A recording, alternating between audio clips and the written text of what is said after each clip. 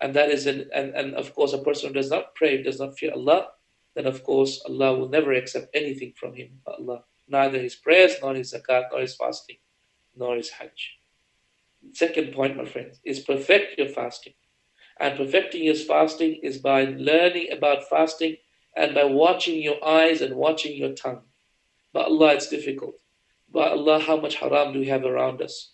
We have every opportunity for haram around us. But please protect yourselves. Fortify yourselves from your eyes and your tongues from every haram that you have around you. My next point of advice for you is connect with Allah subhanahu wa ta'ala in Ramadan by the weapon of the believer, dua. My brothers and my sisters in Islam, dua is the mukhul ibadah, is the heart of worship. Dua and supplication is the heart of worship.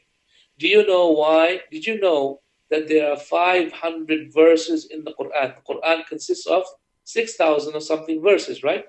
But did you know that there are 500 verses, meaning 1/6 of the Quran, meaning 1/12 of the Quran? 1/12 of the Quran, one verse out of every 12 verses, is about not making dua to anyone other than Allah. Not to make dua to anyone other than Allah. Why, Ya Rab? Why not about the prayer and zakat fast? Why? Because dua is the most important act of worship. And it is the one that all the mushrikeen and all the Muslimin are similar in. We call upon Allah, they call upon their God, so they make dua, we make dua. So dua is the heart of worship.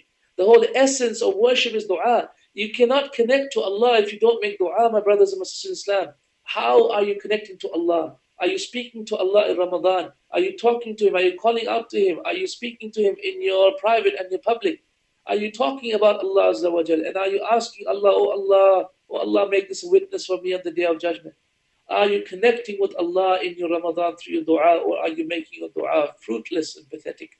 And remember by Allah, every single day, one dua that a fasting person has, and Allah will never ever reject that dua. One dua Allah subhanahu wa ta'ala will give every single person. He will never reject. What will you make the dua for? Will you make the dua for meeting Rasulullah sallallahu alaihi wasallam? Will you make the dua for entering you and your family into the highest of Jannah? Will you make that dua for an eternity of blessing and seeing Allah in Jannah? What is the dua that you will make about Allah? That is the reward. That is the power of connecting with Allah through your dua in Ramadan. The next point of advice I have, my brothers and my sisters in Islam, is learn about Ramadan. Learn about its rulings and regulations, and teach some good Islamic knowledge that you have, that you can impart to others. Teach in Ramadan, my brothers and my sisters in Islam. For indeed, the scholars of Islam, the strongest opinion is that the best of nafal deeds, the best of supplementary deeds, other than the obligatory deeds, the best of deeds, some said is jihad, some said it's prayer, nafal prayer, but the strongest opinion is the opinion of Imam Shafi'i rahimahullah, who said, no, the best of deeds after the obligatory deeds is knowledge, by Allah, knowledge. So seek knowledge and then teach knowledge in Ramadan, by Allah. Nothing is better than that after the obligatory deeds. The next point and next advice I have for you, my friends, stick with good people in Ramadan. In Ramadan, find the righteous people, find the righteous friends who will make you go to Taraweeh, who will make you pray on time, who will guide you to good deeds in Ramadan. Stick with them like super glue, my friends. Stay with them, saying, my brother, will you come pick me up in Ramadan? Will you come so I can stand with you, next to you in Ramadan, so that perhaps when your heart is moistened with the Quran, then my heart may also feel moistened, my brother. Perhaps when we are coming back from Taraweeh, then we can talk about what the Imam spoke about. Perhaps when we're coming back from Taraweeh, then we can talk about how little time there is left in Ramadan and how we can take blessings from it. My friends, stick to good people. Find the good company. Find the scholars in your community and stick to them. Go to the people of steadfastness and find their taqwa and learn from their manners and glean from their knowledge and benefit from their presence, my friends. Stick with good people who will make you worship Allah subhanahu wa ta'ala in Ramadan. The next point of advice I have for you is feed people food.